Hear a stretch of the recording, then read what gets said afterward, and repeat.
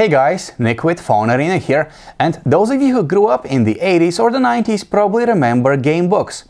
You know, those build-your-own-adventure kind of books where you get to choose what the hero does next. The golden years of these unusual and highly engaging pieces of literature have long passed, but you still have options in case you're okay with experiencing a game book in digital form. For example, Sorcery, which originally debuted in 1983, is available on Android and iOS. Let's take a look. Sorcery sticks to the gamebook tradition and aims to engage readers with its masterfully written narrative. There are no flashy 3D graphics or anything like that. Instead, the imagination of the reader has the task of visualizing the action. Speaking of visuals, the game is filled with detailed hand-drawn illustrations of characters and spells. The sound effects are subtle and aid your fantasy in building the image of, let's say, a busy town road or a creepy cave with drops of water coming down from the ceiling. Of course, it is your task to choose the fate of the story's protagonist, and you'll have to make quite a lot of choices throughout the game. You'll have to pick whether the hero fights a monster with strength and magic, or flees out of fear for their life, whether or not they scavenge a mysterious cave in search of treasure, whether they travel the longer, safer path or take a shortcut through the dangerous forest. You'll have to plan your moves carefully, as a series of bad decisions can lead to the hero's death.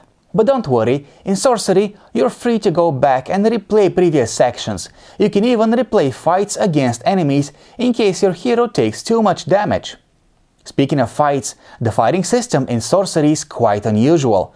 You don't mash buttons blindly. Instead, you have to read the clues that the story is giving you. These should let you predict the enemy's attack and decide whether it is time to defend yourself or to strike at full power. Magic is another gameplay element in Sorcery. Spells are used to deal damage to enemies and for protection against their attacks, but also to solve riddles, to light up dark rooms, to escape traps, and so on. The mechanics of spell casting, however, leave room for improvement. There are 48 spells, and to cast one, you need to input its 3-letter code. In cases when you have to cast a specific spell, you have to go back to the book to find the code for the spell, then go back to the spellcasting interface and enter its code. The process is quite tedious and takes longer than it should. In conclusion, Sorcery is an interactive book first and a game second. It is a well-made digital adaptation of a well-written game book, and once you start reading, you'll probably have a hard time putting your phone down. Then, when you're done with the adventure, you will likely be tempted to start over and choose a totally different path for your story.